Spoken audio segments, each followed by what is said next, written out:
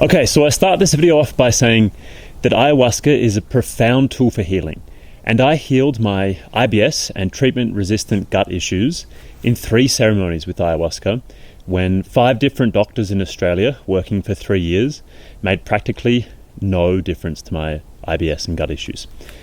But I got very lucky, and what I'm going to cover in this video is how to work well with ayahuasca given the dangers and the dark side of it. So what I did well is I had a very clear intention, like I was desperate for healing of my gut, and I got very lucky that the first person I worked with was a phenomenal healer and ayahuasquero. And that's not very common, like they're quite rare to find someone who's really, really good, especially on your first time. So what's the dark side of ayahuasca? Well, sexual abuse in ayahuasca ceremony is really common. And the second facilitator I worked with, I didn't vet them well enough, and I found out that they were abusing people after ceremony. And this to me is just disgusting, like it's the grossest thing. And what the story was there was this really vulnerable but damaged and very kind woman who was dealing with sexual abuse. And the shaman told her after ceremony that if she returned to his room, then she would receive extra healing and he would help the medicine go deeper within her, when really he was just abusing her in a very vulnerable state for sex. Thanks, Kato. Anyway, this is really common, and it happens quite frequently in ceremony, especially with young shamans. So it's one thing to watch out for is, okay, is this shaman old? Because generally, if they're older, they will have had a lot of experience. Hopefully they'll be settled in their life. They'll have a stable relationship with a good partner, husband or wife. And they're not looking to abuse someone. Like they've, had enough runs of the karmic wheel to know that if they abuse someone in ceremony, they're going to get hit with the karmic stick much harder. The second dark side of ayahuasca, and I think this is probably the most common one, is it really feeds into the delusion of the mind.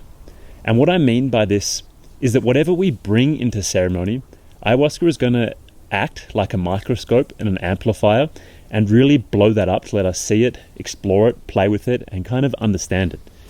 But at the same time, it's very rarely going to tell us we're wrong about something or not to do something. And what this looks like for people is often they'll meet someone in ceremony, feel a romance, and they're like, oh, I have to marry this person, or I'm in love with this person, this is my person. When really it's the delusion of the mind. Like they've met someone in ceremony, sure, there's some kind of spark or attraction, but the heart-openingness of ayahuasca combined with the chaos and, the extreme energy, the euphoric state, leads them to think that this is their person. Or they might get told that, oh, I meant to have a child with this person, or I meant to go start this business activity, I meant to go and move to this separate country. When there might be a good lesson in there, but that doesn't mean it's the best thing for them. And often, if someone comes into the ceremony in a very, very bad place with a very chaotic and fragmented mind, this will lead to ayahuasca amplifying that and really accelerating that process. Then normally they might have got good advice. Actually, you just met this person a week ago. You're not meant to have a relationship with them. Oh, this person was actually a really toxic lover. You're not meant to have a child with them. Oh, this is a really dodgy business idea. Don't do that. But often ayahuasca lets us kind of go into whatever the mind is trying to teach us or show us and learn why it's a bad idea. And this is really common. So how does someone avoid these 2 biggest mistakes, the sexual abuse in ceremony and also the delusion of the mind? Well, I think for sexual abuse, it's very common for young and vulnerable women. So I would advise women to go to ceremony with another woman friend who can make sure that they're not going to get taken advantage of, that can sit next to them and be with them and make sure they feel safe. Also vetting the facilitator and making sure that you have a recommendation from someone you really trust who's worked with this person for a long period of time and can vouch for them, like, you know what, I've worked with this shaman for 5 years and they're a really good person. They're not going to have any monkey business. They're not going to be inappropriate. They just want to work on your healing. And I would say wait until you find someone that matches that criteria and you really feel safe around and you know that they're a good person. Wait for that. Like, don't drink ayahuasca until you get a big tick in your intuition and in your body, and they tick all the boxes that, okay, this is a good person, they're not going to abuse me, they're the real deal. And the second one, with the delusion of the mind, this is a bit trickier. I think it's essential to have a meditation practice going into ayahuasca. I think it's important to have a crystal clear intention. And the thing is, like, the more you do, the more likely you are to get deluded. So you kind of want to go in with a crystal clear intention, have that intention met, and then get out and live your life. Like, the point of plant medicines is to get in, receive the lesson, receive the realignment, and then get on with your life.